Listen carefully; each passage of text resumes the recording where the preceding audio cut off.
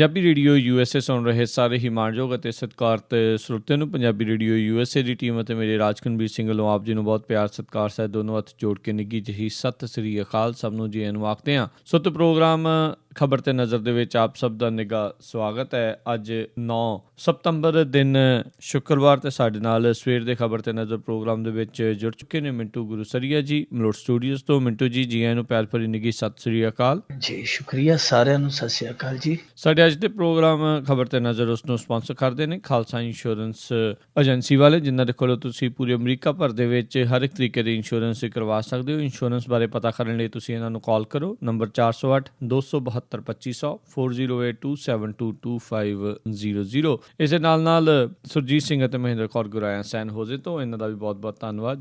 ਜੇਕਰ ਤੁਸੀਂ ਜਾਂ ਕੋਈ ਹੋਰ ਕਾਰੋਬਾਰ ਵੀ ਇਸ ਪ੍ਰੋਗਰਾਮ ਨੂੰ ਸਪਾਂਸਰ ਕਰਨਾ ਚਾਹੁੰਦੇ ਹੋ, ਸੰਪਰਕ ਕਰੋ ਨੰਬਰ 408-722-7698 ਦੇ ਉੱਤੇ। ਤੇ ਮਿੰਟੂ ਜੀ, ਗੱਲਬਾਤ ਦਾ ਸਿਲਸਿਲਾ ਸ਼ੁਰੂ ਕਰਦੇ ਹਾਂ। ਦਹਿਸ਼ਤ ਦਾ ਦੂਜਾ ਨਾਮ ਬਣਿਆ ਦਵਿੰਦਰ ਬੰਬੀਹਾ, ਪੁਲਿਸ ਹੱਥੋਂ ਢੇਰ।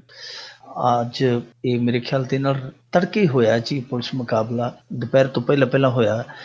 ਇਸ ਪੁਲਿਸ ਮੁਕਾਬਲੇ ਦਾ ਇੱਕ ਪਹਿਲੂ ਇਹ ਹੈ ਕਿ 2 ਜਣੇ ਸਨ, ਇੱਕ ਇਹਦੇ ਨਾਲ ਦਾ ਹੋਰ ਜ਼ਖਮੀ ਹੋਇਆ, ਉਹਦਾ ਹਾਲੇ ਤੱਕ ਪਤਾ ਨਹੀਂ ਲੱਗਿਆ। ਸ਼ਾਮ ਪੈ ਗਈ ਹੈ ਇੱਥੇ ਸਾਡੇ, ਉਹ ਬਚਿਆ ਹੈ ਜਾਂ ਉਹ ਵੀ ਲੋਥ ਬਣ ਗਿਆ। ਇਹ 2 ਜਣੇ ਸਨ। ਦਵਿੰਦਰ ਬੰਬੀਹਾ ਇਹ 20 ਸਾਲ ਦੀ ਉਮਰ ਦੇ ਵਿੱਚ ਘਰੋਂ ਭੱਜਿਆ ਸੀ। ਅੱਜ 26 ਸਾਲ ਦੀ ਉਮਰ ਦੇ ਵਿੱਚ ਪੁਲਿਸ ਮੁੱਠਭੇੜ ਦੇ ਵਿੱਚ ਐਨਕਾਊਂਟਰ ਦੇ ਵਿੱਚ ਇਹ ਮਰ ਗਿਆ। 6 ਸਾਲ ਇਹਦੀ ਪੁਲਿਸ ਦੇ ਨਾਲ ਦੌੜ ਲੱਗੀ ਰਹੀ।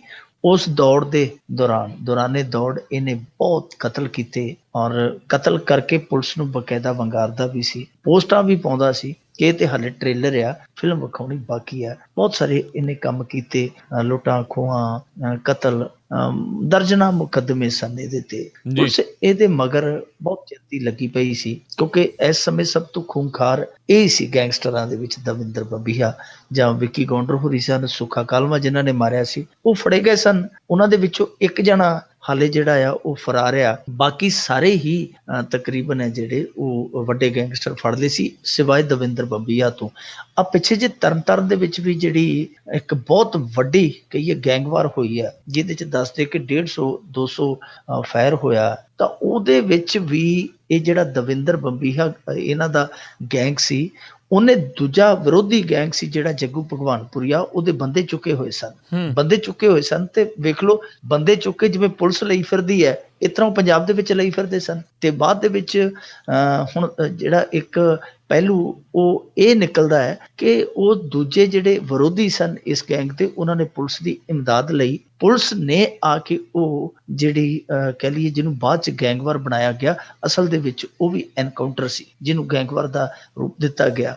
ਗੱਲ ਤੇ ਇਹ ਵੀ ਨਿਕਲ ਕੇ ਆਉਂਦੀ ਹੈ, ਪਰ ਪੁਲਿਸ ਦੀ ਕਹਾਣੀ ਤੁਹਾਨੂੰ ਪਤਾ ਕਿ ਹਮੇਸ਼ਾ ਪੂਰੀ ਸਾਹਮਣੇ ਨਹੀਂ ਆਉਂਦੀ। ਉਸ ਤੋਂ ਬਾਅਦ ਕੀ ਹੁੰਦਾ ਹੈ ਕਿ ਅਚਾਨਕ ਗੁਰੂ ਬੱਚਾ ਜਿਹੜਾ ਇਹਦਾ ਸੱਜਾ ਹੱਥ ਸੀ ਦਵਿੰਦਰ ਬੰਬੀਹਾ ਦਾ, ਉਹ ਫੜਿਆ ਜਾਂਦਾ ਹੈ। ਉਹ ਤੋਂ ਫੜੇ ਤੋਂ ਉਹ ਹਾਲੇ ਰਿਮਾਂਡ ਤੇ ਆ। ਉਸ ਤੋਂ ਬਾਅਦ ਇਹ ਖਬਰ ਆ ਜਾਂਦੀ ਚਾਨਚੱਕ ਕਿ ਦਵਿੰਦਰ ਬੰਬੀਹਾ ਦਾ ਪੁਲਿਸ ਮੁਕਾਬਲਾ ਹੋ ਗਿਆ।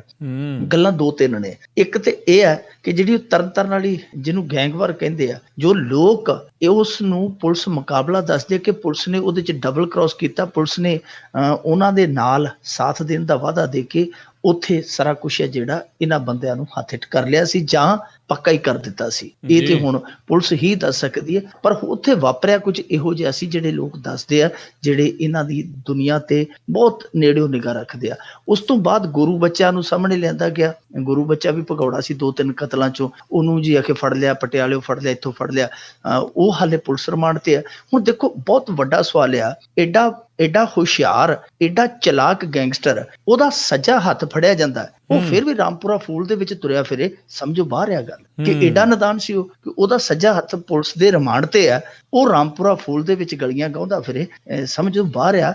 ਦੂਜੀ ਇੱਕ ਹੋਰ ਜਿਹੜੀ ਵੱਡੀ ਗੱਲ ਹੈ, ਜਿਹੜੀ ਅੱਜ ਸਾਰਿਆਂ ਦੀ ਦੰਦ ਕਥਾ ਹੈ, ਉਹ ਇਹ ਹੈ ਕਿ ਜਦੋਂ ਦਵੱਲੀ ਗੋਲੀ ਚੱਲਦੀ ਹੈ, ਪੁਲਿਸ ਹਮੇਸ਼ਾ ਕਹਿੰਦੀ ਹੈ ਕਿ ਇਸ ਜਗ੍ਹਾ ਮੁਕਾਬਲਾ ਹੋਇਆ, ਸਾਡੇ ਤੇ ਉਹਨਾਂ ਨੇ ਪਹਿਲਾਂ ਫਾਇਰ ਕੀਤਾ ਸੀ, ਜਵਾਬੀ ਫਾਇਰ ਕੀਤਾ, ਉਹਦੇ ਵਿੱਚ ਇਹ ਮਾਰਿਆ ਗਿਆ। ਚਾਹੇ ਉਹ ਸ਼ੇਰਾ ਖੁੱਬਣ ਹੋਵੇ ਜਿਹਨੂੰ ਬਠਿੰਡੇ ਦੇ ਵਿੱਚ ਕੁਲਦੀਪ ਚਾਹਲ ਨੇ ਮਾਰਿਆ ਸੀਗਾ, SP ਨੇ, ਉਹ ਹੋਰ ਕਈ ਇਸ ਤਰ੍ਹਾਂ ਦੇ ਮਾਮਲੇ ਆ। ਬਹੁਤ ਸਾਰੇ ਜਿਹੜੇ ਇਸ ਤਰ੍ਹਾਂ ਹੀ ਬਣਾਏ ਜਾਂਦੇ ਆ ਕਿ ਜੀ ਉਹਨਾਂ ਨੇ ਸਾਡੇ ਤੇ ਪਹਿਲਾਂ ਫਾਇਰ ਕੀਤਾ ਸੀ, ਜਵਾਬੀ ਫਾਇਰਿੰਗ ਕੀਤੀ, ਉਹਦੇ 'ਚ ਇਹ ਮਾਰੇ ਗਏ।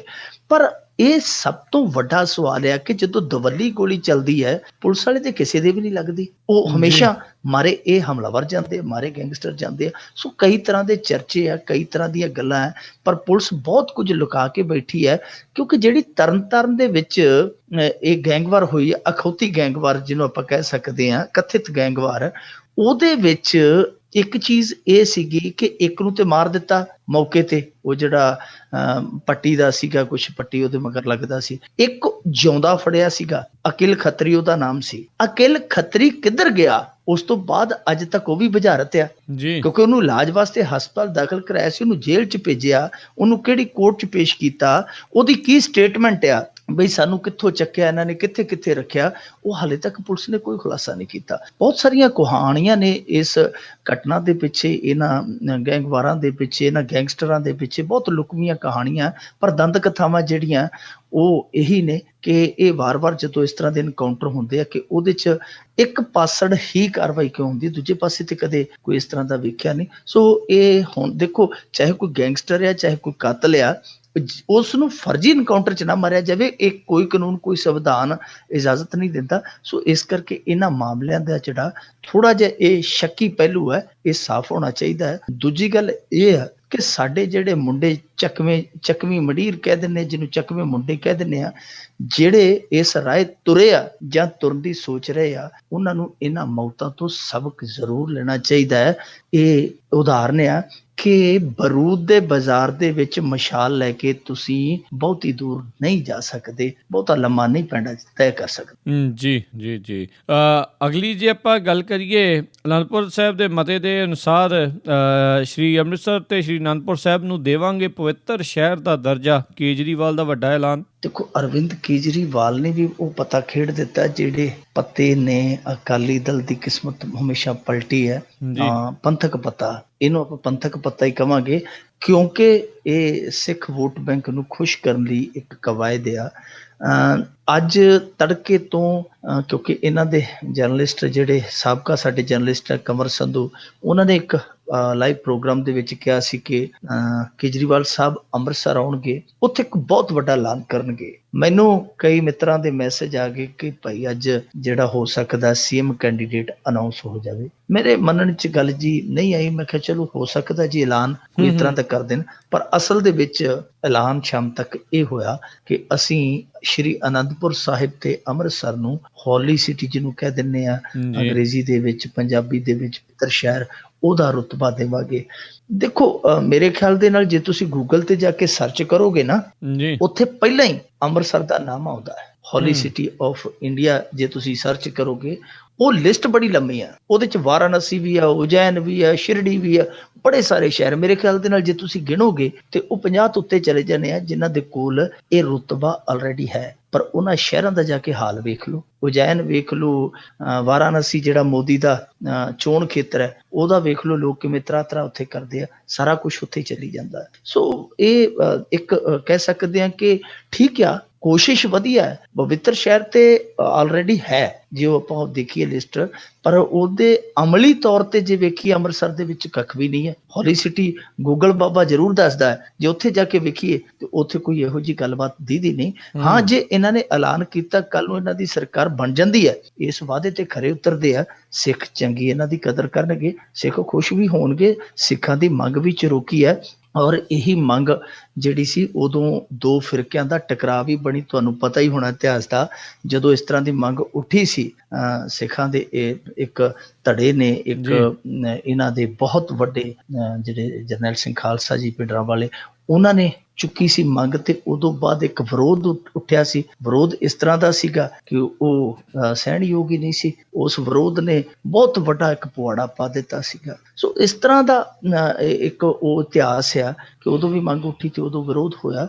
ਪਰ ਜੇਕਰ ਇਹ ਹੁਣ ਮੁੱਖ ਮੰਤਰੀ ਬਣਦੇ ਆ ਜਾਂ ਮੁੱਖ ਮੰਤਰੀ ਕਿਸੇ ਨੂੰ ਬਣਾਉਂਦੇ ਆ, ਸਰਕਾਰ ਸੱਤਾ ਦੇ ਵਿੱਚ ਆਉਂਦੇ ਆ, ਉਸ ਸਮੇਂ ਆ ਕੇ ਜੇ ਇਸ ਤਰ੍ਹਾਂ ਦੀ ਕਾਰਵਾਈ ਕਰ ਜਾਂਦੇ ਤੇ ਚੰਗੀ ਗੱਲ ਆ। ਇਹ ਨਹੀਂ ਹੋਵੇ ਕਿ ਇਕੱਲਾ ਹੌਲੀ ਸਿਟੀ ਦਾ ਉਹ ਤਖਤਾ ਟੰਗਦੇ ਨੇ, ਉਹ ਤੇ ਅੱਗੇ ਵੀ ਹੈਗਾ ਹੀ ਹੈ। ਮੈਂ ਜਿਵੇਂ ਤੁਹਾਨੂੰ ਦੱਸਿਆ, ਕਿਉਂਕਿ ਮੈਂ ਸਰਚ ਕੀਤੀ ਕਿ ਸ਼ਾਇਦ ਨਾ ਹੋਵੇ, ਪਰ ਉਹਦੇ ਵਿੱਚ ਇਹ ਸੀਗੀ ਤਖਤੀ। ਤਾਂ ਇਕੱਲੀ ਤਖਤੀ ਲਾਉਣ ਦਾ ਫਾਇਦਾ ਨਹੀਂ। ਦੂਜੀ ਗੱਲ ਇਹ ਹੈ ਕਿ ਇਸ ਸ਼ਹਿਰ ਨੂੰ ਪਵਿੱਤਰ ਸ਼ਹਿਰ ਉਦੋਂ ਤੱਕ ਨਹੀਂ ਬਣਾਇਆ ਜਾ ਸਕਦਾ ਜਦੋਂ ਤੱਕ ਇੱਕ ਦੂਸਰਾ ਪਹਿਲੂ ਹੈ ਜਿਹੜਾ ਉਹ ਨਜ਼ਰੀਏ ਦੇ ਵਿੱਚ ਨਹੀਂ ਰੱਖਿਆ ਜਾਂਦਾ। ਦੂਸਰਾ ਪਹਿਲੂ ਕੀ ਹੈ? ਠੀਕ ਹੈ, ਤੁਸੀਂ ਮਿੱਥ ਦਿਓਗੇ ਜਗ੍ਹਾ ਕਿ ਇੰਨੀ ਜਗ੍ਹਾ ਦੇ ਵਿੱਚ ਇਸ ਘੇਰੇ ਦੇ ਵਿੱਚ ਮਾਸ ਨਹੀਂ ਵੱਢਿਆ ਜਾਣਾ ਚਾਹੀਦਾ, ਸ਼ਰਾਬ ਦੀ ਵਿਕਰੀ ਨਹੀਂ ਹੋਣੀ ਚਾਹੀਦੀ, ਤੰਬਾਕੂ ਜਿਹੜਾ ਨਹੀਂ ਵਿਕਣਾ ਚਾਹੀਦਾ, ਪਰ ਲੋਕਾਂ ਦੀ ਸੋਚ ਤੁਸੀਂ ਨਹੀਂ ਬਦਲ ਸਕਦੇ। ਜੀ ਠੀਕ ਹੈ, ਦੁਕਾਨਾਂ ਬੰਦ ਹੋ ਜਾਣਗੀਆਂ, ਪਰ ਜਿਹੜੇ ਲੋਕ ਆ ਉਹਨਾਂ ਦੀ ਸੋਚ ਨਹੀਂ ਬਦਲੀ ਜਾ ਸਕਦੀ। ਉਹ ਤੇ ਸ਼ਰਧਾ ਦੇ ਨਾਲ ਹੀ ਇਹਨਾਂ ਚੀਜ਼ਾਂ ਦਾ ਪਰਹੇਜ਼ ਕਰ ਸਕਦੇ ਆ। ਉੱਦਾਂ ਪਾਬੰਦੀ ਲਾ ਦਿਓ ਜਾਂ ਕੁਛ ਵੀ ਕਰ ਦਿਓ, ਮੇਰੇ ਖਿਆਲ ਦੇ ਨਹੀਂ ਹੋਣਾ। ਪਰ ਦੂਜੀ ਗੱਲ ਇਹ ਹੈ ਕਿ ਚਲੋ ਜੇ ਤੁਸੀਂ ਸਭ ਕੁਛ ਕਰਾ ਵੀ ਦਿੰਦੇ ਹੋ, ਸਭ ਤੋਂ ਵੱਡੀ ਚੀਜ਼ ਇਹ ਹੈ ਕਿ ਅੰਮ੍ਰਿਤਸਰ ਇਸ ਸਮੇਂ ਭਾਰਤ ਦੇ ਮੇਰੇ ਖਿਆਲ ਦੇ ਨਾਲ ਸਭ ਤੋਂ ਜਿਹੜੇ ਪ੍ਰਦੂਸ਼ਿਤ ਸ਼ਹਿਰ ਆ ਉਹਦੇ 'ਚ 7ਵੇਂ ਨੰਬਰ ਦਾ ਸ਼ਹਿਰ ਆ। ਜੀ 7ਵੇਂ ਨੰਬਰ ਦਾ ਸ਼ਹਿਰ ਆ।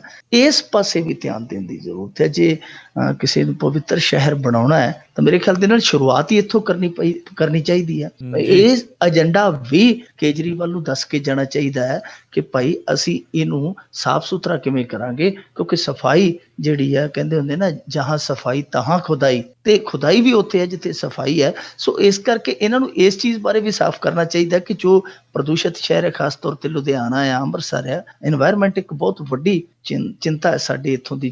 ਜੋ ਵਾਤਾਵਰਨ ਹੈ, ਚੌਗਿਰਦਾ ਸਾਡਾ ਗੰਧਲਾ, ਉਹ ਇੱਕ ਬਹੁਤ ਵੱਡੀ ਸਮੱਸਿਆ। ਪਰ ਅਫਸੋਸ ਕਿਸੇ ਵੀ ਪਾਰਟੀ ਦੇ ਏਜੰਡੇ ਤੇ ਉਹ ਚੀਜ਼ ਨਹੀਂ ਹੈ। ਤਾਂ ਕੇਜਰੀਵਾਲ ਸਾਹਿਬ ਨੂੰ ਇਹ ਵੀ ਧਿਆਨ 'ਚ ਰੱਖਣਾ ਚਾਹੀਦਾ ਕਿ ਅੰਮ੍ਰਿਤਸਰ ਦਾ ਜਿਹੜਾ ਸ਼ਹਿਰ ਹੈ ਉਹ ਪ੍ਰਦੂਸ਼ਣ ਦੇ ਮਾਮਲੇ 'ਚ ਵੀ ਬਹੁਤ ਜ਼ਿਆਦਾ ਉੱਤੇ ਆ। ਜੀ ਜੀ ਜੀ ਅਗਲੀ ਗੱਲ ਕਰੀਏ ਮਿੰਟੂ ਜੀ, ਵੀ ਟਵਿੱਟਰ ਦੇ ਉੱਤੇ ਅੱਜ ਕਾਫੀ ਜਿਹੜਾ ਕਹਿ ਲਓ ਵੀ ਭੁਚਾਲ ਰਿਹਾ। ਕਪਿਲ ਸ਼ਰਮਾ ਜਿਹੜਾ ਉਹਨਾਂ ਦੇ ਇੱਕ ਟਵੀਟ ਨੇ ਭੁਚਾਲ ਲਿਆਂਦਾ ਕਰਪਸ਼ਨ ਨੂੰ ਲੈ ਕੇ। ਕਪਿਲ ਸ਼ਰਮਾ ਨੇ ਅੱਜ ਟਵੀਟ ਕਰ ਦਿੱਤਾ ਕਿ ਮੈਂ ਇੰਨੇ ਕਰੋੜ, 5 ਕਰੋੜ 10 ਕਰੋੜ 15 ਕਰੋੜ ਇਹਨੇ ਕਿਹਾ ਕਿ 5 ਸਾਲਾਂ 'ਚ ਤੁਹਾਨੂੰ ਦੇ ਚੁੱਕਾ ਇਨਕਮ ਟੈਕਸ ਦੇ ਰੂਪ ਦੇ ਵਿੱਚ, ਤੇ ਹਾਲੇ ਵੀ ਮੇਰੇ ਤੋਂ ਤੁਹਾਡੇ ਅਧਿਕਾਰੀ 5 ਲੱਖ ਰੁਪਈਆ ਰਿਸ਼ਵਤ ਲੈ ਗਏ ਆ, ਉਹ ਵੀ ਦਫ਼ਤਰ ਬਣਾਉਣ ਦਾ। ਇਹਨੇ ਨਾਲ ਜਿਹੜਾ ਟਵੀਟ ਸੀ ਉਹ ਟੈਗ ਕਰ ਦਿੱਤਾ ਨਰਿੰਦਰ ਮੋਦੀ ਨੂੰ। ਨਰਿੰਦਰ ਮੋਦੀ ਦੇ ਨਾਲ ਉਹਦੇ ਭਗਤਾਂ ਦੀ ਤੇ ਉਹਦੇ ਜਿਹੜੇ ਚਾਹਣ ਵਾਲਿਆਂ ਦੀ ਜਿਹੜੀ ਗਿਣਤੀ ਬਹੁਤ ਜ਼ਿਆਦਾ ਹੈ। ਉੱਥੇ ਰੌਲਾ ਪੈ ਗਿਆ, ਉੱਥੇ ਬਹੁਤ ਸਾਰਾ ਹੱਲਾ ਮਚ ਗਿਆ ਕਿ ਕਪਿਲ ਸ਼ਰਮਾ ਤੋਂ ਰਿਸ਼ਵਤ ਜਿਹੜੀ ਮੰਗੀ ਗਈ, ਕਿੰਨੇ ਮੰਗੀ ਹੈ, ਕੌਣ ਮੰਗਣ ਵਾਲਾ ਸੀ, ਕਾਹਤੋਂ ਦਿੱਤੀ ਗਈ ਹੈ। ਦੁਪਹਿਰ ਤੱਕ ਬਹੁਤ ਜ਼ਿਆਦਾ ਇਸ ਮਾਮਲੇ ਦੇ ਵਿੱਚ ਖਲਾਰਾ ਪੈ ਗਿਆ। ਹੋਇਆ ਕਿ BMC ਨੇ ਇਹ ਸਾਫ਼ ਕਰ ਦਿੱਤਾ ਕਿ ਕਪਿਲ ਸ਼ਰਮਾ ਜਿਹੜੇ ਦਫ਼ਤਰ ਦੀ ਗੱਲ ਕਰਦਾ ਹੈ ਉਹਦੀ ਉਸਾਰੀ ਹੋਈ ਨਜਾਇਜ਼ ਆ। ਉਹਨਾਂ ਨੇ ਕਿਹਾ ਕਿ 16 ਜੁਲਾਈ ਨੂੰ ਅਸੀਂ ਇਹਨੂੰ ਨੋਟਿਸ ਕੱਢ ਚੁੱਕੇ ਹਾਂ, ਜਦਕਿ ਇਹਦਾ ਇਲਜ਼ਾਮ ਇਹ ਹੈ ਕਿ ਮੈਂ ਕਿਸੇ ਪਾਰਟੀ ਨੂੰ ਨਹੀਂ ਟਾਰਗੇਟ ਕੀਤਾ, ਮੈਂ ਤੇ ਰਿਸ਼ਵਤਖੋਰੀ ਦੇ ਖਿਲਾਫ ਇੱਕ ਮੁਹਿੰਮ ਛੇੜੀ ਹੈ। ਤੇ ਨਰਿੰਦਰ ਮੋਦੀ ਸਾਹਿਬ ਨੂੰ ਦੱਸਿਆ ਕਿ ਕੀ ਇਹ ਅੱਛੇ ਦਿਨ ਆ, ਕਿ ਇਹ ਚੰਗੇ ਦਿਨ ਆ। ਸੋ ਮੈਂ ਤਾਂ ਕੋਈ ਗਲਤ ਨਹੀਂ ਕੀਤਾ, ਨਾ ਮੇਰੀ ਉਸਾਰੀ ਗਲਤ ਹੋਈ ਹੈ। ਪਰ ਜਿਹੜੀ BMC ਹੈ ਉਹ ਕਹਿੰਦੀ ਹੈ ਕਿ ਇਹਦੇ ਕੋਲ ਜਿਹੜਾ ਦੂਜਾ ਮਾਲਾ ਜਿਹਨੂੰ ਕਹਿ ਦਿੰਦੇ ਆ, ਉਹ ਹਿੰਦੀ 'ਚ ਦੂਜੀ ਮੰਜ਼ਿਲ ਆਪਾਂ ਪੰਜਾਬੀ 'ਚ ਕਹਿ ਦਿੰਦੇ ਆ, ਉਹ ਦੂਜੀ ਮੰਜ਼ਿਲ ਬਣਾਉਣ ਦਾ ਕੋਈ ਅਧਿਕਾਰਤ ਅਖਤਿਆਰ ਨਹੀਂ ਸੀ। ਪਰ ਇਹਨੇ ਉਹ ਦੂਜੀ ਮੰਜ਼ਿਲ ਵੀ ਪਾਉਣੀ ਸ਼ੁਰੂ ਕਰ ਦਿੱਤੀ। ਉਹ ਕਹਿੰਦੇ ਕਿ 16 ਨੂੰ ਅਸੀਂ ਨੋਟਿਸ ਜਾਰੀ ਕੀਤਾ ਹੋਇਆ ਇਹਨੂੰ, ਜਦਕਿ ਇਹ ਕਹਿੰਦਾ ਕਿ ਮੈਂ 5 ਲੱਖ ਰੁਪਈਆ ਰਿਸ਼ਵਤ ਦੇ ਚੁੱਕਾ। ਹੁਣ ਦੇਖੋ ਮਸਲਾ ਇਸੇ ਗੱਲ ਦੇ ਵਿੱਚ ਉਲਝ ਗਿਆ। ਉੱਥੋਂ ਦਾ ਜਿਹੜਾ ਮਹਾਰਾਸ਼ਟਰ ਦਾ ਮੁੱਖ ਮੰਤਰੀ ਹੈ ਦੇਵੇਂਦਰ ਫੜਨਵੀਸ, ਉਹਨੇ ਵੀ ਆਖਿਆ, ਉਹਨੇ ਆਖਿਆ ਤੂੰ ਨਾ ਦੱਸ ਦੇ, ਅਸੀਂ ਪੜਤਾਲ ਕਰ ਲੈਂਦੇ, ਉਸ ਬੰਦੇ ਦੇ ਖਿਲਾਫ ਅਸੀਂ ਸਖਤ ਕਾਰਵਾਈ ਕਰਾਂਗੇ। ਹੁਣ ਦੂਜੇ ਪਾਸੇ ਥੋੜਾ ਜਿਹਾ, ਕਿਉਂਕਿ ਦੂਜੇ ਪਾਸੇ ਵੀ ਝਾਕ ਲਈਏ, ਸਾਡੀ ਆਦਤ ਹੈ, ਅਸੀਂ ਦੂਜੇ ਪਾਸੇ ਵੀ ਜ਼ਰੂਰ ਝਾਕਦੇ ਹਾਂ। ਖਾਸ ਤੌਰ ਤੇ ਪੱਤਰਕਾਰ ਵਰਗ ਹੈ ਜਿਹੜਾ, ਉਹ ਦੂਜੇ ਪਾਸੇ ਜ਼ਰੂਰ ਗਹਿਰੀ ਅੱਖ ਨਾਲ ਦੇਖਦਾ ਕਿ ਗੁਰਪ੍ਰੀਤ ਘੁੱਗੀ ਜੀ ਪਰਸੋਂ ਬੋਲੇ ਸਨ ਕਿ ਕਪਿਲ ਸ਼ਰਮਾ ਪੰਜਾਬ ਦੇ ਵਿੱਚ ਆਮ ਆਦਮੀ ਪਾਰਟੀ ਲਈ ਚੋਣ ਪ੍ਰਚਾਰ ਕਰੇਗਾ। ਉਧਰੋਂ ਦੂਜੇ ਦਿਨ ਇਹਨਾਂ ਦੇ ਜਿਹੜਾ ਸਿੱਧੂ ਸਾਹਿਬ, ਜਿਹੜਾ ਇਹਨਾਂ ਦਾ ਜਿਗਰੀ ਯਾਰ ਆ ਤੇ ਇਕੱਠੇ ਸ਼ੋਅ ਕਰਦੇ ਆ, ਉਹ ਵੀ ਕੱਲ ਇੱਥੇ ਇੱਕ ਤਰ੍ਹਾਂ ਨਾਲ ਕਹਿ ਲਈਏ ਭਾਜਪਾ ਦੇ ਉਲਟ ਖੜ ਕੇ ਗਏ ਆ ਪੰਜਾਬ ਦੇ ਵਿੱਚ। ਇਹ ਟਾਈਮਿੰਗ ਹੈ ਜਿਹੜੀ ਥੋੜਾ ਜਿਹਾ ਸ਼ੱਕ, ਥੋੜਾ ਜਿਹਾ ਭੰਬਲ ਭੂਸਾ ਖੜਾ ਕਰਦੀ ਹੈ ਕਿ ਕਿਤੇ ਇਹ ਤਾਂ ਨਹੀਂ ਕਿ ਤਿਕੜੀ ਜਿਹੜੀ ਹੈ ਉਹ ਰਲ ਮਿਲ ਕੇ ਚੱਲ ਪਈ ਹੋਵੇ, ਕਿਉਂਕਿ ਟਾਈਮਿੰਗ ਹੈ ਜਿਹੜੀ ਉਹ ਸ਼ੱਕ ਪੈਦਾ ਕਰਦੀ ਹੈ। ਜੇ ਕਪਿਲ ਇੱਥੇ ਆਉਂਦਾ ਹੈ ਪ੍ਰਚਾਰ ਕਰਨ ਤੇ ਇਹ ਟਵੀਟ ਹੋ ਸਕਦਾ ਕਿ ਸਮਝਿਆ ਜਾਵੇ ਕਿ ਉੱਥੋਂ ਤੁਰਨ ਦਾ ਇਸ਼ਾਰਾ ਹੈ ਘੁੱਗੀ ਸਾਹਿਬ ਨੂੰ ਕਿ ਮੈਂ ਤੁਰਨ ਲੱਗਾ, ਜਿਹੜਾ ਟਵੀਟ ਇਹਨਾਂ ਨੇ ਕੀਤਾ ਹੈ। ਕਿਉਂਕਿ ਜੇ ਕਪਿਲ ਇਹ ਸਾਫ਼ ਨਹੀਂ ਕਰਦਾ ਚੀਜ਼ ਕਿ ਉਹਨੂੰ ਨੋਟਿਸ ਨਿਕਲਿਆ ਪਹਿਲੀ ਗੱਲ ਇਹ। ਦੂਜੀ ਗੱਲ ਇਹ ਕਿ ਉਹਨੇ ਪੈਸੇ ਕਿਸ ਅਧਿਕਾਰੀ ਨੂੰ ਦਿੱਤੇ ਉਹ ਨਾਂ ਨਹੀਂ ਦੱਸਦਾ। ਤੀਜੀ ਗੱਲ ਇਹ ਕਿ ਜਿਹੜਾ ਉਹਦਾ ਦਫ਼ਤਰ ਹੈ ਕਿ ਉਹ ਜਾਇਜ਼ ਬਣ ਰਿਹਾ ਕਿ ਨਜਾਇਜ਼ ਬਣ ਰਿਹਾ। ਤਿੰਨ ਚਾਰ ਚੀਜ਼ਾਂ ਜੇ ਕਪਿਲ ਸ਼ਰਮਾ ਸਾਫ਼ ਨਹੀਂ ਕਰਦਾ ਤੇ ਫਿਰ ਅੰਮ੍ਰਿਤਸਰੀਆ ਮੁੰਡਾ ਹੈ ਜਿਹੜਾ ਉਹ ਸ਼ੱਕ ਦੇ ਦਾਇਰੇ 'ਚ ਆ ਜਾਏਗਾ ਕਿ ਕਿਤੇ ਉਹ ਜਿਹੜੇ, ਕਿਉਂਕਿ ਇਹਦੇ ਸਾਥੀ ਹੈ ਉਹ ਹੁਣ ਸਿਆਸਤਦਾਨ ਬਣੇ ਪਏ ਪੂਰੇ, ਕਿਤੇ ਇਹ ਵੀ ਸਿਆਸਤ ਦੀ ਜਿਹੜੀ ਵੰਨਗੀ ਹੈ ਉਹ ਵੇਖਣ ਦਾ ਚਾਹਵਾਨ ਤੇ ਨਹੀਂ। ਜੀ ਜੀ ਜੀ। ਅਗਲੀ ਆਪਾਂ ਹੁਣ ਟਵਿੱਟਰ ਦੀ ਇੱਕ ਹੋਰ ਗੱਲ ਕਰ ਲਈਏ। ਡਿਜੀਟਲ ਇੰਡੀਆ ਦਾ ਜਿਹੜਾ ਅਧਿਕਾਰਿਤ ਟਵਿੱਟਰ ਹੈਂਡਲ ਆ, ਉੱਥੋਂ ਇੱਕ ਫਿਰਕੂ ਕਵਿਤਾ ਪੋਸਟ ਕੀਤੀ ਗਈ। ਇਹ ਬੜੀ ਇੱਕ ਤਰ੍ਹਾਂ ਨਾਲ ਕਹਿ ਲਈਏ ਅਲੋਕਾਰ ਘਟਨਾ ਹੈ ਕਿ ਡਿਜੀਟਲ ਇੰਡੀਆ ਦਾ ਜਿਹੜਾ ਅਧਿਕਾਰਤ ਟਵਿੱਟਰ ਹੈਂਡਲ ਆ ਉਹਦੇ ਤੋਂ ਇੱਕ ਕਵਿਤਾ ਪੋਸਟ ਹੁੰਦੀ ਹੈ। ਕਵਿਤਾ ਪੋਸਟ ਕਰਨ ਵਾਲਾ ਜਿਹੜੇ ਸ਼ਬਦ ਉਸ ਕਵਿਤਾ ਦੇ ਵਿੱਚ ਸਿਰਜਦਾ ਹੈ ਉਹ ਬਹੁਤ ਹੀ ਜ਼ਿਆਦਾ ਫਿਰਕੂ ਤਣਾਅ ਪੈਦਾ ਕਰਨ ਵਾਲੇ ਆ, ਜਿਹਦਾ ਸਰਲੇਖ ਹੀ ਹੈ ਕਸ਼ਮੀਰੀਆਂ ਨੂੰ ਗੋਲੀ, ਪੰਜਾਬੀ ਚ ਕਹਿ ਦਿਆਂਗੇ ਕਸ਼ਮੀਰੀਆਂ ਕੋ ਗੋਲੀ, ਹਿੰਦੀ ਚ ਕਹਿ ਦਿਆਂਗੇ। ਉਹ ਟਵਿੱਟਰ ਤੇ ਪੋਸਟ ਕਰ ਦਿੱਤੀ ਗਈ। ਉਸ ਕਵਿਤਾ ਦੇ ਵਿੱਚ ਜਿਵੇਂ ਹਨੀ ਸਿੰਘ ਦਾ ਗਾਣਾ ਹੈ ਉਸੇ ਤਰਜ਼ ਤੇ ਉਹ ਕਵਿਤਾ ਲਿਖੀ ਗਈ ਹੈ, ਜਿਹਦੇ ਚ ਆਰਮੀ ਵਾਲਿਆਂ ਨੂੰ ਕਿਹਾ ਗਿਆ ਕਿ ਤੁਸੀਂ ਢਿੱਲੇ ਨਾ ਪਾਓ, ਕਸ਼ਮੀਰੀਆਂ ਨੂੰ ਦਬ ਦਬ ਕੇ ਗੋਲੀਆਂ ਮਾਰੋ, ਇੰਨੀਆਂ ਗੋਲੀਆਂ ਮਾਰੋ ਕਿ ਇਹਨਾਂ ਦਾ ਜਿਹੜਾ ਬਾਗੀ ਅੰਸ਼ ਹੈ ਬਿਲਕੁਲ ਖਤਮ, ਤੁਸੀਂ ਗੋਲੀਆਂ ਮਾਰਨੀਆਂ ਜਾਰੀ ਰੱਖੋ। ਇਸ ਤਰ੍ਹਾਂ ਦੀ ਉਹ ਕਵਿਤਾ, ਬੜੀ ਲੰਮੀ ਕਵਿਤਾ, ਮੈਂ ਉਹ ਸਾਰਾਂਸ਼ ਤੁਹਾਨੂੰ ਦੱਸਿਆ ਹੋਗਾ।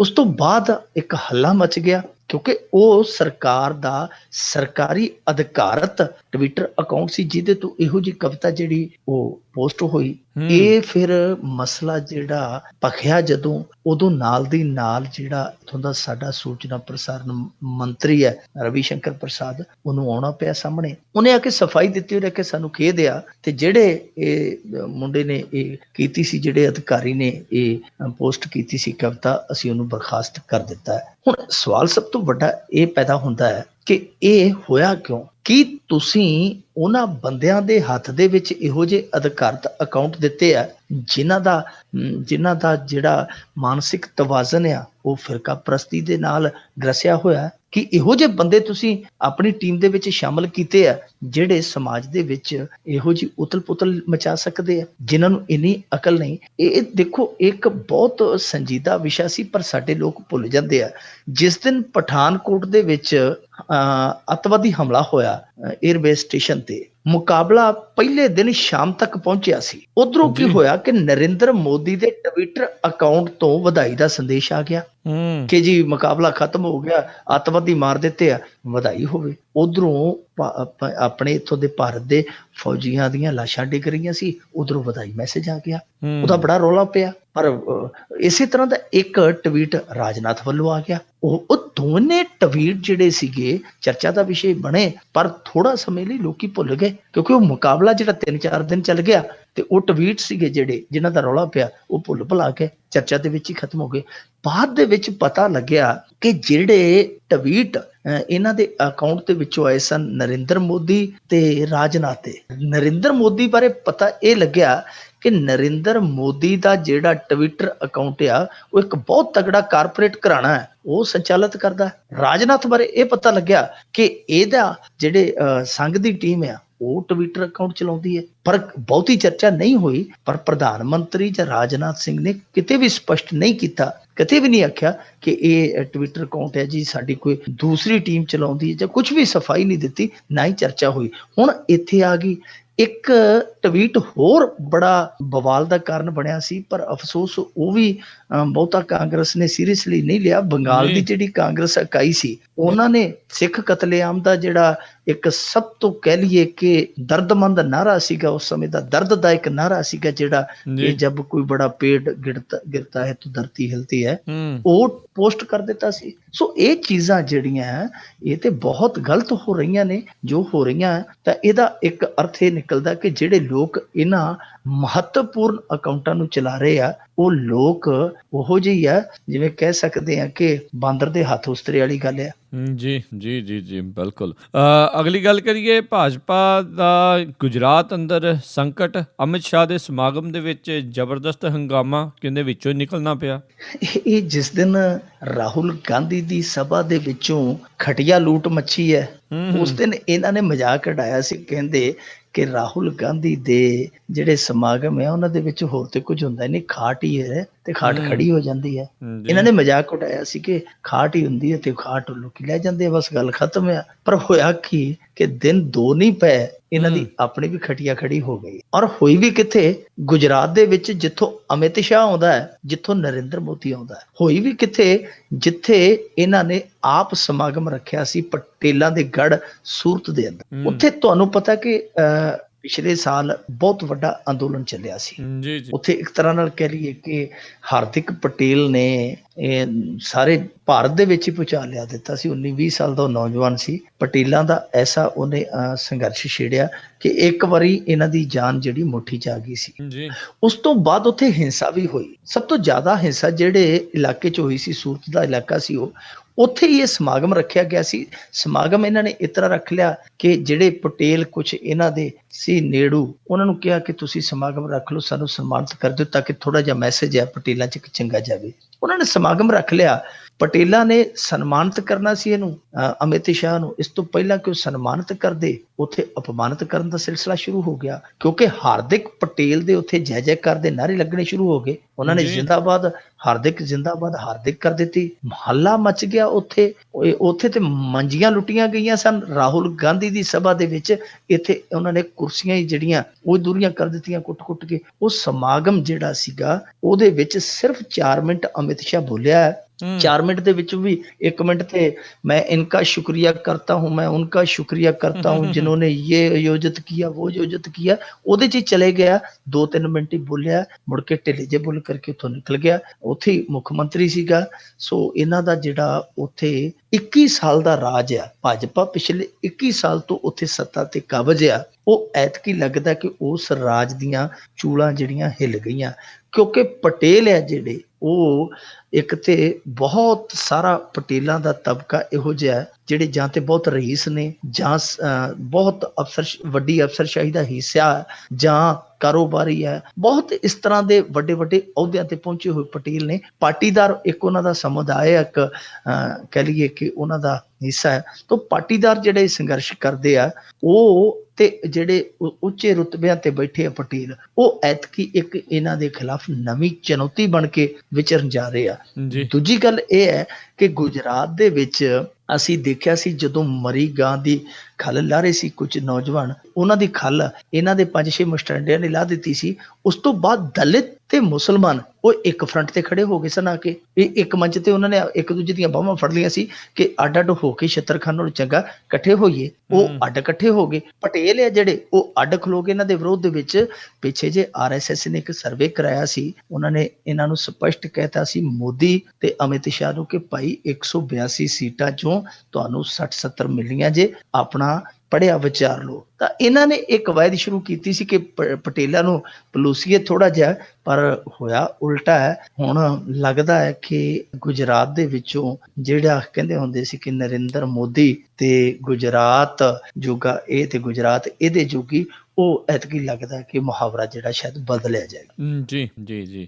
ਅਗਲੀ ਜਿਹੜੀ ਆਪਾਂ ਗੱਲ ਕਰੀਏ, ਸੰਜੇ ਸਿੰਘ ਨੇ ਆਪਣੇ ਵਿਧਾਇਕ ਖਿਲਾਫ ਹੀ ਦਰਜ ਕਰਵਾਇਆ ਮੁਕੱਦਮਾ। ਇਹ ਉਹ ਵਿਧਾਇਕ ਹੈ ਜਿਹਨੇ ਬਲਦੀ ਦੇ ਵਿੱਚ ਤੇਲ ਪਾਇਆ। ਸਾਡੇ ਆਮ ਪਿੰਡਾਂ 'ਚ ਕਹਿ ਨਹੀਂ ਦਿੰਦੇ ਕਿ ਫਲਾਣਾ, ਤੇ ਉਹਨੂੰ ਬੁਲਾਉਣ ਦੀ ਜ਼ਰੂਰਤ ਹੀ ਨਹੀਂ, ਉਹਨੇ ਤੇ ਆ ਕੇ ਬਲਦੀ ਤੇ ਤੇਲ ਪਾਉਣੀ ਹੈ, ਉਹਨੂੰ ਛੱਡੋ ਖੜਾ। ਇਹ ਕਈ ਬੰਦੇ ਬਲਦੀ ਤੇ ਤੇਲ ਪਾਉਣ ਵਾਲੇ ਹੁੰਦੇ ਆ, ਇਹਨੇ ਵੀ ਬਲਦੀ ਤੇ ਤੇਲ ਪਾਉਣ ਦਾ ਕੰਮ ਕੀਤਾ। ਇਹਨਾਂ ਦਾ ਵਿਧਾਇਕ ਆ, ਉਹਦਾ ਨਾਮ ਵਰਿੰਦਰ ਸਹਿਰਾਵਤ ਆ। ਉਹਨੇ ਇੱਕ ਚਿੱਠੀ ਲਿਖ ਦਿੱਤੀ ਅਰਵਿੰਦ ਕੇਜਰੀਵਾਲ ਨੂੰ ਕਿ ਮੈਂ ਚੰਡੀਗੜ੍ਹ ਗਿਆ ਸਾਂ, ਉੱਥੇ ਮੈਂ ਮਿਲਿਆ, ਮੈਨੂੰ ਸ਼ੱਕ ਪਿਆ ਗੱਲਾਂ ਬਾਤਾਂ ਤੋਂ ਕਿ ਟਿਕਟਾਂ ਦੀ ਵੰਡ ਦੇ ਵਿੱਚ ਜਿਨਸੀ ਸੌਦੇਬਾਜ਼ੀ ਹੋ ਰਹੀ ਹੈ, ਜਿਨਸੀ ਸ਼ੋਸ਼ਣ ਹੋ ਰਿਹਾ। ਇੱਕ ਬਹੁਤ ਵੱਡਾ ਇਲਜ਼ਾਮ ਸੀ। ਇੱਕ ਸਿਟਿੰਗ MLA ਆਪਣੇ ਬੰਦਿਆਂ ਦੇ ਖਿਲਾਫ ਆਪਣੇ ਮੁੱਖ ਮੰਤਰੀ ਨੂੰ ਪੱਤਰ ਲਿਖੇ, ਉਹਦਾ ਮੁੱਲ ਤੇ ਪੈਣਾ ਹੀ ਸੀ। ਇੱਥੋਂ ਦੀ ਸਾਡੀ ਸਰਕਾਰ, ਤੁਹਾਨੂੰ ਪਤਾ, ਉਹ ਤੇ ਪਹਿਲਾਂ ਹੀ ਕੀੜੀ ਵਾਂਗੂ ਮੋਰੀਆਂ ਦਿੰਦੀ ਹੈ। ਉਹਨੇ ਜਾ ਕੇ ਆਪਣੇ ਮਹਿਲਾ ਵਿੰਗ ਦੇ ਰਾਹੀਂ ਮਹਿਲਾ ਕਮਿਸ਼ਨ ਦੇ ਕੋਲ ਸ਼ਿਕਾਇਤ ਕਰ ਦਿੱਤੀ, ਜਿਹਦਾ DGP ਨੇ ਨੋਟਿਸ ਲੈ ਲਿਆ। ਉਹਦਾ ਰੌਲਾ ਕਾਫੀ ਪੈ ਗਿਆ। ਹੋਇਆ ਕਿ ਜਦੋਂ ਵਰਿੰਦਰ ਸਹਿਰਾਵਤ ਨੇ ਇਹ ਦੋਸ਼ ਲਾਏ, ਉਹਦਾ ਪਿਓ ਵੀ ਸਾਹਮਣੇ ਆ ਗਿਆ। ਉਹਨੇ ਦੱਸਿਆ ਕਿ ਇਹ ਫਲਾਣੀ ਥਾਂ ਤੇ ਹੁੰਦਾ ਸੀਗਾ ਤੇ ਇਹਨੂੰ ਮੈਂ ਉੱਥੇ ਜਾ ਕੇ ਬਾਈ 에ਅਰ, ਮੈਂ ਤੇ ਮੇਰਾ ਦੂਜਾ ਮੁੰਡਾ ਲੈ ਕੇ ਆਇਆ। ਉੱਥੇ ਇਹ ਕਾਲਾ ਮੰਤਰ ਕਾਲਾ ਜਾਦੂ ਪਤਾ ਨਹੀਂ ਕੀ ਕੁਝ ਪੜ੍ਹਾਈਆਂ ਕਰਦਾ ਸੀ ਔਰ ਇਹਦੀ ਹਾਲਤ ਹੈ ਜਿਹੜੀ ਉਹ ਪਾਗਲਾਂ ਵਰਗੀ ਹੋ ਗਈ। ਅਸੀਂ ਇਹਨੂੰ ਲੈ ਕੇ ਆਏ ਉੱਥੋਂ, ਪਰ ਉਦੋਂ ਬਾਅਦ ਵੀ ਇਹਦਾ ਕੰਮ ਸੈੱਟ ਨਹੀਂ ਹੋਇਆ। ਹਾਲਾਂਕਿ ਉਹਨੇ ਕਿਹਾ ਕਿ ਰਿਹਾ ਬਹੁਤ ਉੱਚੇ ਅਹੁਦੇ ਤੇ ਆ ਫੌਜ ਦੇ ਵਿੱਚ, ਪਰ ਇਹਦੀ ਮਾਨਸਿਕ ਅਵਸਥਾ ਇਹੋ ਜਿਹੀ ਹੈ। ਉਹਨੇ ਕਿਹਾ ਕਿ ਮੇਰੇ ਨਾਲ ਵੀ ਬਹੁਤ ਕੁਝ ਕੀਤਾ ਇਹਨੇ। ਉਹਦੇ ਪਿਓ ਨੇ ਇਲਜ਼ਾਮ ਲਾ ਦਿੱਤੇ ਉਹਦੇ ਖਿਲਾਫ। ਉਹਨੇ ਇੱਥੋਂ ਤੱਕ ਕਹਿ ਦਿੱਤਾ ਕਿ ਮੈਂ ਤੇ ਪਿਛਲੀ ਜਿਹੜੇ ਸਾਲ ਦੇ ਸ਼ੁਰੂ ਦੇ ਵਿੱਚ ਮੈਂ ਚਿੱਠੀ ਲਿਖ ਚੁੱਕਾ ਅਰਵਿੰਦ ਕੇਜਰੀਵਾਲ ਨੂੰ ਕਿ ਇਹ ਬੰਦਾ ਇਹੋ ਜਿਹਾ। ਸੋ ਉਹਦੇ ਬਾਰੇ ਵੀ ਇਹ ਦੋਸ਼ ਨਿਕਲ ਆਇਆ। ਹੁਣ ਸੰਜੇ ਸਿੰਘ ਨੇ ਉਹਦੇ ਖਿਲਾਫ ਮੁਕੱਦਮਾ ਦਾਇਰ ਕਰ ਦਿੱਤਾ ਹੈ ਕਿ ਉਹਨੇ ਮੇਰਾ ਜਿਹੜਾ ਨਾਂ ਆ ਉਹ ਇਸ ਦੇ ਵਿੱਚ ਘੜੀਸ ਕੇ ਮੇਰੀ ਇੱਜ਼ਤ ਹੱਤਕ ਕੀਤੀ ਹੈ। ਦੁਰਗੇਸ਼ ਪਾਠਕ ਨੇ ਕੱਲਾ ਉਹਨੂੰ ਨਹੀਂ ਘੇਰਿਆ, ਨਾਲ ਹਰਦੀਪ ਸਿੰਘ ਕਿੰਗਰਾ ਜਿਹੜਾ ਅੱਜ ਕੱਲ 2-3 ਟੈਲੀਵਿਜ਼ਨ ਚੈਨਲਾਂ ਤੇ ਐ ਆਉਂਦਾ ਕਿ ਲੋਕੀ ਅੱਖ ਲੱਗ ਪਏ ਕਿ ਇਹਨੂੰ ਕਿੰਗਰੇ ਨੂੰ ਇੱਥੇ ਸਟੂਡੀਓ ਦੇ ਵਿੱਚ ਹੀ ਕਮਰਾ ਬਣਾ ਦਿਓ। ਉਹ ਹਰਦੀਪ ਕਿੰਗਰਾ ਤੇ ਉਹਦੀ ਪਤਨੀ ਉਹਨਾਂ ਨੂੰ ਵੀ ਉਹਨਾਂ ਨੇ ਘੇਰਿਆ ਇੱਜ਼ਤ ਹੱਤਕ ਦੇ ਕੇਸ ਦੇ ਵਿੱਚ। ਇੱਕ ਮੇਰੇ ਖਿਆਲ ਦੇ ਨਾਲ ਹੋ ਰਿਹਾ ਪਵਿੱਤਰ ਸਿੰਘ, ਉਹਦੇ ਦੀ ਵੀ ਵਾਰੰਟੀ ਕਢਾਊਗੇ। ਸੋ ਆਪਣੇ ਜਿਹੜੇ ਵਿਰੋਧੀ ਆ ਉਹਨਾਂ ਦੇ ਖਿਲਾਫ ਤੇ ਮੋਰਚਾ ਖੁੱਲਿਆ, ਨਾਲ ਇਹਨਾਂ ਨੇ ਆਪਣਾ ਵੀ ਲਪੇਟਿਆ। ਪਰ ਸਭ ਤੋਂ ਵੱਡਾ ਮਸਲਾ ਇਹ ਹੈ ਕਿ ਸੁੱਚਾ ਸਿੰਘ ਛੋਟੇਪੁਰ ਤੇ ਥੋੜੇ ਜਿਹੇ ਦੋਸ਼ ਲੱਗੇ, ਉਹਨੂੰ ਇਹਨਾਂ ਨੇ ਕਨਵੀਨਰੀ ਤੋਂ ਲਾ ਕੇ ਬਾਹਰ ਤੋਰ ਦਿੱਤਾ। ਤੇ ਜਿਹੜਾ ਵਰਿੰਦਰ ਸਹਿਰਾਵਤ ਆ ਜਿਹਨੇ ਏਡਾ ਲੈਟਰ ਬੰਬ ਇਹਨਾਂ ਦੇ ਵਿੱਚ ਸੁੱਟਿਆ ਪਾਰਟੀ ਦੇ ਵਿੱਚ, ਉਹਨੂੰ ਕਿਸ ਪਾਰਟੀ ਦੇ ਆਧਾਰ ਤੇ, ਕਿਸ ਆਧਾਰ ਤੇ ਪਾਰਟੀ ਦੇ ਵਿੱਚ ਉਹ ਰੱਖੀ ਬੈਠੇ ਆ। ਇਹ ਸਮਝੋ ਬਾਹਰ ਦੀ ਗੱਲ ਆ ਕਿ ਜਿਹੜਾ ਬੰਦਾ, ਕਿਉਂਕਿ ਇਹਨੂੰ ਆਪਾਂ ਸਿੱਧੇ ਤੌਰ ਤੇ ਮੰਨ ਸਕਦੇ ਹਾਂ ਕਿ ਪਾਰਟੀ ਦੀ ਅਨੁਸ਼ਾਸਨਹੀਨਤਾ ਤੇ ਹੈ ਨਾ, ਕਿ ਤੁਸੀਂ ਬਿਨਾਂ ਕਿਸੇ ਗੱਲ ਤੋਂ ਪੱਤਰ ਲਿਖ ਦਿੰਦੇ ਹੋ ਔਰ ਉਹ ਤੁਹਾਡਾ ਪੱਤਰ ਹੈ ਜਿਹੜਾ ਪਾਰਟੀ ਨੂੰ ਸੰਕਟ ਦੇ ਵਿੱਚ ਪਾ ਦਿੰਦਾ। ਘੱਟੋ ਘੱਟ ਕਾਰਨ ਦੱਸੋ, ਨੋਟਿਸ ਤੇ ਕੱਢਣਾ ਚਾਹੀਦਾ ਸੀ ਇਹਨਾਂ ਨੂੰ। ਇਹਨਾਂ ਨੇ ਹਾਲੇ ਤੱਕ ਉਹ ਵੀ ਨਹੀਂ ਕੱਢਿਆ, ਪਰ ਕੇਸ ਦਰਜ ਕਰਵਾ ਦਿੱਤਾ। ਇੱਥੋਂ ਥੋੜਾ ਜਿਹਾ ਖਿਆਲ ਆਉਂਦਾ ਹੈ ਕਿ ਸਭ ਅੱਛਾ ਨਹੀਂ ਹੈ। ਇਹਨਾਂ ਦੀ ਟੀਮ ਦੇ ਵਿੱਚ ਜਿਹੜੀ ਟੀਮ ਨੇ ਸੰਗਠਿਤ ਹੋ ਕੇ ਇਕਮਤ ਹੋ ਕੇ ਇਹੋ ਜਿਹੇ ਜਿਹੜੇ ਵਾਰ ਹੋ ਰਹੇ ਸੀ ਉਹਦਾ ਪਲਟਵਾਰ ਕਰਨਾ ਸੀ, ਉਹ ਟੀਮ ਕਿਤੇ ਨਾ ਕਿਤੇ ਆਪਸੀ ਤਾਲਮੇਲ ਵੀ ਗਵਾਉਂਦੀ ਜਾਂਦੀ ਹੈ। ਛੇਤੀ ਸੰਭਲ ਦੀ ਜ਼ਰੂਰਤ ਆ। ਮੁਕੱਦਮੇਬਾਜ਼ੀ 'ਚ ਉਲਝ ਕੇ ਇਹਨਾਂ ਦਾ ਜਿਹੜਾ ਪੱਟ ਆ ਉਹ ਹੋਰ ਵੱਧ ਜਾਣਾ, ਇਹਨਾਂ ਦਾ ਪੜਾ ਜਿਹੜਾ ਹੋਰ ਵੱਧ ਜਾਣਾ। ਪਰ ਵੇਖਣਾ ਦਿਲਚਸਪ ਹੋਏਗਾ ਕਿ ਸੰਜੇ ਸਿੰਘ ਹੋਰ ਕਿਹਦੇ ਤੇ ਕੇਸ ਦਰਜ ਕਰਵਾਉਂਦੇ, ਕਿਉਂਕਿ ਸੰਜੇ ਸਿੰਘ ਦੇ ਖਿਲਾਫ ਤੇ ਵਾਹਵਾ ਮੂੰਹ ਆ ਜਿਹੜੇ ਅੱਜ ਕੱਲ ਖੁੱਲਦੇ ਪਏ। ਜੀ ਬਿਲਕੁਲ। ਅਗਲੀ ਆਪਾਂ ਜੇ ਗੱਲ ਕਰੀਏ ਮਿੰਟੂ ਜੀ, ਵੀ ਟੌਪਰ ਮੁੰਡੇ ਨੇ ਅਕਾਲੀ ਵਿਧਾਇਕ ਹੱਥੋਂ ਸਨਮਾਨ ਲੈਣ ਤੋਂ ਕੀਤੀ ਨਾ। ਮੇਰੇ ਖਿਆਲ ਦੇ ਨਾਲ ਵਿਧਾਇਕ ਸਾਹਿਬ ਦੇ ਕੈਰੀਅਰ ਦੀ ਸਭ ਤੋਂ ਸ਼ਰਮਨਾਕ ਘਟਨਾ ਇਹ ਹੋਏਗੀ ਕਿ ਇੱਕ ਮੁੰਡਾ ਸਕੂਲੀ ਵਿਦਿਆਰਥੀ ਕਹਿ ਦੇਵੇ ਕਿ ਮੈਂ ਇਹਦੇ ਹੱਥੋਂ ਸਨਮਾਨ ਨਹੀਂ ਲੈਣਾ। ਇਹ ਮੇਰੇ ਖਿਆਲ ਦੇ ਨਾਲ ਬਹੁਤ ਵੱਡੀ ਘਟਨਾ ਹੈ। ਇਹ ਜਗਰਾਉਂ ਦੀ ਹੈ, ਜਿੱਥੇ ਇੱਕ ਮੁੰਡਾ ਸੀ ਤੇ ਇੱਕ ਕੁੜੀ ਸੀ, ਦੋਨਾਂ ਨੂੰ ਸਨਮਾਨਿਤ ਕੀਤਾ ਜਾਣਾ ਸੀ ਇੱਕ ਸੰਸਥਾ ਵੱਲੋਂ। ਮੁੰਡੇ ਦਾ ਨਾਂ ਸ਼ਾਇਦ ਅਰਸ਼ ਸੀਗਾ। ਉਸ ਮੁੰਡੇ ਨੂੰ ਜਦੋਂ ਸਨਮਾਨਿਤ ਕਰਨ ਲੱਗੇ ਤੇ ਉਹਨੇ ਨਾ ਕਰ ਦਿੱਤੀ। ਉਹਨੇ ਆਖਿਆ ਮੈਂ ਇਹਦੇ ਹੱਥੋਂ ਜਿਹੜਾ ਵਿਧਾਇਕ ਆ ਮੈਂ ਇਹਦੇ ਹੱਥੋਂ ਸਨਮਾਨ ਨਹੀਂ ਲੈਣਾ। ਉਹਨਾਂ ਨੇ ਵਰਚਾਇਆ, ਉਹਨਾਂ ਨੇ ਕਿਹਾ ਕਾਕਾ ਇਸ ਤਰ੍ਹਾਂ ਨਹੀਂ ਕਰੀਦਾ ਹੁੰਦਾ, ਇਹ ਸਾਡੇ ਚੀਫ ਗੈਸਟ ਆ, ਉਹ ਆ। ਉਹਨੇ ਆਖਿਆ ਭਾਵੇਂ ਕੁਛ ਵੀ ਹੈ ਮੈਂ ਇਹਦੇ ਹੱਥੋਂ ਸਨਮਾਨ ਲੈਣਾ ਹੀ ਨਹੀਂ। ਫਿਰ ਉਹਨਾਂ ਨੇ ਕਾਰਨ ਪੁੱਛਿਆ, ਨਾ ਗੱਲ ਤੇ ਦੱਸ, ਵਿਟਰਿਆ ਕਦ ਤੋਂ ਬੈਠਾ ਹੈ, ਕੋਈ ਕਾਰਨ ਤੇ ਦੱਸ। ਕਾਰਨ ਕਹਿੰਦਾ ਇਹ ਆ ਕਿ ਮੇਰੇ ਪਿਓ ਨੇ ਕੁਝ ਸਮਾਂ ਪਹਿਲਾਂ ਖੁਦਕੁਸ਼ੀ ਕਰਨ ਦੀ ਕੋਸ਼ਿਸ਼ ਕੀਤੀ ਸੀ। ਕਿਉਂ ਕੀਤੀ ਸੀ? ਕਿਉਂਕਿ ਉਹਨੂੰ 4-5 ਬੰਦਿਆਂ ਨੇ ਕੁੱਟਿਆ ਸੀ, ਕੁੱਟ ਕੇ ਉਹਦੀ ਵੀਡੀਓ ਬਣਾਈ ਸੀ ਤੇ ਵੀਡੀਓ ਉਹਨਾਂ ਨੇ ਫੇਸਬੁੱਕ ਤੇ ਪਾ ਦਿੱਤੀ। ਜਦੋਂ ਮੇਰੇ ਪਿਓ ਨੇ ਆਪਣੀ ਜ਼ਲਾਲਤ ਸੋਸ਼ਲ ਮੀਡੀਆ ਤੇ ਵੇਖੀ ਤੇ ਉਹਦੇ ਤੋਂ ਰਹਿ ਨਹੀਂ ਗਿਆ, ਉਹਦੇ ਤੋਂ ਇਹ ਸਭ ਕੁਝ ਬਰਦਾਸ਼ਤ ਨਹੀਂ ਹੋਇਆ, ਉਹਨੇ ਖੁਦਕੁਸ਼ੀ ਦੀ ਕੋਸ਼ਿਸ਼ ਕੀਤੀ। ਉਹ ਕਹਿੰਦਾ ਕਿ ਫਿਰ ਬਾਅਦ ਦੇ ਵਿੱਚ 11 ਦਿਨਾਂ ਬਾਅਦ ਦੇ ਵਿੱਚ ਇਹ ਜਿਹੜਾ ਮਾਮਲਾ ਸੀਗਾ ਉਹ ਦਰਜ ਹੋਇਆ। ਮਾਮਲਾ 4-5 ਬੰਦਿਆਂ ਤੇ ਦਰਜ ਹੋਇਆ, ਪਰ ਕੁਝ ਦਿਨਾਂ ਬਾਅਦ ਮੇਰੇ ਪਿਓ ਤੇ ਵੀ ਮਾਮਲਾ ਦਰਜ ਕਰਾ ਦਿੱਤਾ ਗਿਆ। ਔਰ ਮਾਮਲਾ ਦਰਜ ਇਸ ਕਰਕੇ ਕੀਤਾ ਗਿਆ ਕਿਉਂਕਿ ਦੂਜੇ ਦੋਸ਼ੀਆਂ ਦੇ ਬਰਾਬਰ ਇਹਦਾ ਵੀ ਵਿੱਚ ਨਾ ਆ ਜਾਏਗਾ ਤੇ ਪਰਚਾ ਆਪੇ ਬਰਾਬਰ ਹੋ ਜੂ, ਆਪੇ ਅੜਿੰਗ ਦੇ ਰਾਜੀਨਾਮੇ ਹੋ ਜਾਣਗੇ। ਸੋ ਉਹਨੇ ਇਹ ਕਹਿ ਕੇ ਸਭ ਤੋਂ ਜ਼ਿਆਦਾ ਤਰਥੱਲੀ ਮਚਾ ਦਿੱਤੀ ਕਿ ਜਿਹੜਾ ਮੇਰੇ ਪਿਓ ਤੇ ਝੂਠਾ ਕੇਸ ਦਰਜ ਹੋਇਆ ਸੀ, ਕੇਸ ਦਰਜ ਪਤਾ ਕਿੰਨੇ ਕਰਵਾਇਆ? ਕੇਸ ਦਰਜ ਇਸੇ ਅਕਾਲੀਆਂ ਦੇ MLA ਨੇ ਕਰਾਇਆ ਸੀ। ਮੈਂ ਇਹਦੇ ਹੱਥੋਂ ਸਨਮਾਨ ਦੀ, ਤੁਸੀਂ ਕਹਿੰਦੇ ਹੋ ਕਿ ਸਨਮਾਨ ਲਵਾਂ, ਉਹਨੇ ਕਿਹਾ ਕਿ ਜਿਹੜਾ ਮੈਨੂੰ ਗੋਲਡ ਮੈਡਲ ਮਿਲਿਆ ਤੇ 51,000 ਰੁਪਇਆ ਸਰਕਾਰ ਨੇ ਦਿੱਤਾ ਹੈ, ਮੈਂ ਦਲਜੀਤ ਸਿੰਘ ਚੀਮਾ ਹੋਰਾਂ ਤੋਂ ਟਾਈਮ ਲੈ ਰਿਹਾ, ਮੈਂ ਉਹ ਵੀ ਵਾਪਸ ਕਰਨਾ, ਕਿਉਂਕਿ ਜਿਹੜੀ ਸਰਕਾਰ ਮੇਰੇ ਪਿਓ ਨੂੰ ਇਨਸਾਫ ਨਹੀਂ ਦੇ ਸਕੀ ਮੈਨੂੰ ਉਹ ਸਨਮਾਨ ਦੇਵੇ। ਇਹ ਵੀ ਗੱਲ ਨਹੀਂ ਬਣਦੀ ਜੀ। ਤੇ ਵਿਧਾਇਕ ਦਾ ਨਾਂ ਕੀ ਸੀਗਾ ਜੀ? ਉਹਦਾ ਨਾਂ ਕਲੇਰ ਹੀ ਹੈ ਜੀ, ਜਗਰਾਉਂ ਵਾਲਾ। ਜਗਰਾਉਂ ਜੀ। ਤੇ ਜਾਂਦੇ ਜੇ ਆਪਾਂ ਗੱਲ ਕਰ ਲਈਏ ਵੀ ਹੁਣ ਗਾਂ ਦੀ ਮਾਰ ਮੇਵਾਤ ਤੇ ਗਰੀਬ ਦੁਕਾਨਦਾਰਾਂ ਦੇ ਉੱਤੇ ਵੀ ਪੈਣ ਲੱਗੀ? ਜਿਹੜਾ ਮੈਵਾਤ ਇਲਾਕਾ ਹੈ ਨਾ ਜੀ, ਉਹ ਹਰਿਆਣੇ ਦਾ ਸਭ ਤੋਂ ਪਛੜਿਆ ਇਲਾਕਾ ਹੈ। ਜੀ ਉਹਦੇ ਵਿੱਚ ਜਿਹੜਾ ਪਛੜਾਪਣ, ਉਹਦਾ ਇੱਕ ਕਾਰਨ ਇਹ ਹੈ ਕਿ ਉੱਥੇ ਬਹੁ ਗਿਣਤੀ ਹੈ ਜਿਹੜੀ ਮੁਸਲਮਾਨਾਂ ਦੀ ਹੈ। ਇੱਕੋ ਇੱਕ ਖਿੱਤਾ ਹੈ ਹਰਿਆਣੇ ਦਾ ਜਿਹਦੇ ਚ ਮੁਸਲਮਾਨ ਬਹੁ ਗਿਣਤੀ ਚ ਹੈ। ਲਗਭਗ 10-15 ਲੱਖ ਦੀ ਆਬਾਦੀ ਲਾ ਲਈ, ਉਹਦੇ ਚ 80% ਜਿਹੜਾ ਮੁਸਲਿਮ ਭਾਈਚਾਰਾ ਹੈ। ਜੀ ਇਸ ਕਰਕੇ ਕਿਉਂਕਿ ਜਿੱਥੇ ਵੀ ਮੁਸਲਿਮ ਭਾਈਚਾਰਾ ਬੈਠਾ ਉੱਥੇ ਬਹੁਤਾ ਵਿਕਾਸ ਨਹੀਂ ਹੋਇਆ। ਕਿਉਂ ਨਹੀਂ ਹੋਇਆ? ਉੱਥੇ ਦੇਸ਼ ਸੰਭਾਲਣ ਵਾਲੇ ਜਾਂ ਦੇਸ਼ ਚਲਾਉਣ ਵਾਲੇ ਦੱਸ ਸਕਦੇ ਆ ਕਿ ਜਿੱਥੇ ਜਿੱਥੇ ਉਹਨਾਂ ਦੇ ਬਹੁ ਗਿਣਤੀ ਇਲਾਕੇ ਆ, ਉੱਥੇ ਉੱਥੇ ਪਛੜਾਪਨ ਬਹੁਤ ਜ਼ਿਆਦਾ। ਇਹ ਕਿਉਂ ਨਹੀਂ ਗਿਆ, ਇਹ ਉਹਨਾਂ ਤੋਂ ਬਿਹਤਰ ਕੋਈ ਨਹੀਂ ਦੱਸ ਸਕਦਾ। ਪਰ ਉਹ ਜਿਹੜਾ ਉੱਥੇ ਬੈਠਾ ਇੱਕ ਵਰਗ 10-15 ਲੱਖ ਦੇ ਵਿੱਚੋਂ 80% ਜਿਹੜਾ ਵਰਗ ਹੈ ਮੁਸਲਮਾਨ ਵਰਗ, ਉਹਦੇ ਚੋਂ 10-15% ਇਹੋ ਜਿਹੇ ਲੋਕ ਆ ਜਿਨ੍ਹਾਂ ਦੇ ਕੋਲ ਰੋਜੀ ਰੋਟੀ ਦਾ ਕੋਈ ਸਾਧਨ ਨਹੀਂ, ਕੋਈ ਜੁਗਾੜ ਨਹੀਂ। ਉਹ ਕੀ ਕਰਦੇ ਆ ਕਿ ਖਾਣਾ ਬਣਾਉਂਦੇ ਆ, ਕਿਉਂਕਿ ਉਹਨਾਂ ਦੇ ਹੱਥਾਂ 'ਚ ਹੁਨਰ ਆ। ਉਹ ਬਿਰਿਆਨੀ ਬਣਾਉਂਦੇ ਆ, ਆਪਣੇ ਘਰੇ ਬਣਾ ਕੇ ਨਾਲ ਗੋਸ਼ਤ ਤਿਆਰ ਕਰਦੇ, ਉਹ ਜਿਹਨੂੰ ਆਪਾਂ ਕਹਿ ਦਿੰਦੇ ਆ ਕਿ ਚਿਕਨ ਬਿਰਿਆਨੀ ਕਹਿ ਦਿੰਦੇ ਆ। ਉਹ ਬਣਾ ਕੇ ਉਹ ਸੜਕਾਂ ਤੇ ਰੱਖ ਲੈਂਦੇ ਆ, 10-10 ਰੁਪਈਆਂ ਦੀ ਪਲੇਟ ਵੇਚ ਕੇ ਸ਼ਾਮ ਨੂੰ ਉਹ ਕੋਈ 300-400 ਦਾ ਜੁਗਾੜ ਕਰਕੇ ਆਪਣਾ ਚੁੱਲ੍ਹਾ ਜਿਹੜਾ ਬਲਦਾ ਕਰ ਲੈਂਦੇ। ਇਸ ਤਰ੍ਹਾਂ ਉੱਥੇ ਜਿਹੜਾ ਹਾਈਵੇ ਲੰਘਦਾ ਹੈ, ਉਹ ਬਹੁਤ ਸਾਰੀਆਂ ਦੁਕਾਨਾਂ ਤੁਹਾਨੂੰ ਮਿਲ ਗਈਆਂ।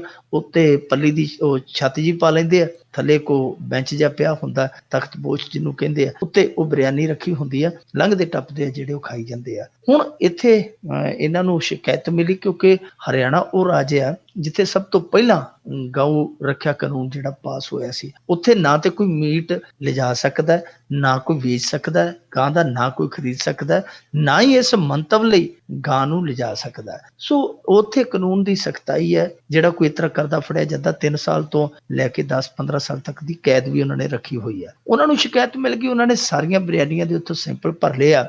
ਉਹ ਜਿਹੜੇ ਦੁਕਾਨਦਾਰ ਸੀਗੇ ਉਹ ਸਾਰੇ ਡਰ ਗਏ। ਉਹ ਕਹਿੰਦੇ ਕਿ ਸਾਡੇ ਨਾਲ ਧੱਕਾ ਹੋ ਰਿਹਾ। ਬਾਅਦ ਦੇ ਵਿੱਚ ਕੀ ਹੋਇਆ ਕਿ ਇੱਕ ਦਿਨ ਬਾਅਦ ਹੀ, ਕੱਲ ਪਰਸੋਂ ਉਹਨਾਂ ਨੇ ਸੈਂਪਲ ਭਰੇ ਆ। ਅੱਜ ਰਿਪੋਰਟਾਂ ਵੀ ਉਹਨਾਂ ਨੇ ਨਸ਼ਰ ਕਰ ਦਿੱਤੀਆਂ ਕਿ 7 ਅਸੀਂ ਸੈਂਪਲ ਭਰੇ ਸੀ ਤੇ 7 ਹੀ ਪੋਜ਼ਿਟਿਵ ਆਏ, 7 ਦੇ ਵਿੱਚ ਗਊ ਮਾਸ ਆ। ਹੁਣ ਜਿਹੜੇ ਉਹ ਦੁਕਾਨਦਾਰ ਉਹ ਕਹਿੰਦੇ ਕਿ ਨਹੀਂ, ਅਸੀਂ ਇਹੋ ਜਿਹਾ ਕੰਮ ਕਦੇ ਵੀ ਕੁਕਰਮ ਨਹੀਂ ਕਰ ਸਕਦੇ ਕਿਉਂਕਿ ਸਾਡੀ ਬਿਰਿਆਨੀ ਹੈ ਜਿਹੜੀ ਉਹ ਹਰੇਕ ਫਿਰਕੇ ਦਾ ਉੱਥੇ ਬੰਦਾ ਖਾਂਦਾ।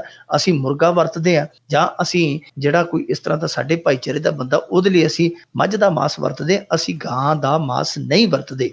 ਔਰ ਨਾ ਹੀ ਸਾਡੇ ਇਸ ਤਰ੍ਹਾਂ ਦੀ ਕੋਈ ਸਾਡੀ ਮਨਸ਼ਾ ਕਿ ਅਸੀਂ ਕਿਸੇ ਦੇ ਧਰਮ ਨੂੰ ਇਸ ਤਰ੍ਹਾਂ ਟਾਰਗੇਟ ਕਰੀਏ। ਦੁਕਾਨਦਾਰ ਹੁਣ ਆਪਦਾ ਰੋਣਾ ਰੋਂਦੇ ਆ। ਇਹ ਕਹਿੰਦੇ ਆ ਕਿ ਜੀ ਅਸੀਂ 7 ਜਿਹੜੀਆਂ ਉੱਥੋਂ ਲਿਆਏ ਸਨ ਨਮੂਨੇ, 7 ਜਿਹੜੀਆਂ ਬਿਰਿਆਨੀਆਂ ਚੁੱਕੀਆਂ ਸੀ, ਉਹ ਸਾਰੇ ਪੋਜ਼ਿਟਿਵ ਆ। ਹੁਣ ਇਹਦਾ ਹੱਲ ਇੱਕ ਇਹ ਹੈ ਕਿ ਹਰਿਆਣੇ ਦੇ ਵਿੱਚੋਂ ਜੋ ਉਹ ਜਿਹੜੀ ਲੈਬੋਰੇਟਰੀ ਦੇ ਵਿੱਚੋਂ ਇਹਨਾਂ ਨੇ ਟੈਸਟ ਕੀਤੇ ਆ, ਉਹ ਕਿਤੋਂ ਹੋਰ ਵੀ ਬਾਹਰੋਂ ਕਰਾ ਲੈਣੇ ਚਾਹੀਦੇ ਆ। ਅਖਲਾਕ ਦੇ ਮਾਮਲੇ 'ਚ 2 ਰਿਪੋਰਟਾਂ ਹੋਈਆਂ ਸਨ, ਇੱਕ ਹੈਦਰਾਬਾਦ ਤੋਂ, ਇੱਕ ਆਗਰੇ ਤੋਂ। ਜਿਹੜੀ ਆਗਰੇ ਤੋਂ ਹੋਈ ਉਹ ਰਿਪੋਰਟ ਆਈ ਸੀ ਅਖਲਾਕ ਦੇ ਹੱਕ 'ਚ ਕਿ ਇਹਦੇ ਕੋਲ ਬੱਕਰੇ ਦਾ ਮਾਸ ਆ। ਜਿਹੜੀ ਰਿਪੋਰਟ ਹੋਈ ਸੀ ਹੈਦਰਾਬਾਦ ਤੋਂ, ਉਹ ਆਈ ਸੀ ਕਿ ਅਖਲਾਕ ਦੇ ਘਰ ਗਾਂ ਦਾ ਮੀਟ ਆ। ਹੁਣ ਦੱਸੋ, ਇੱਕ ਲੈਬੋਰੇਟਰੀ ਤੇ ਝੂਠ ਬੋਲਦੀ ਹੈ ਨਾ।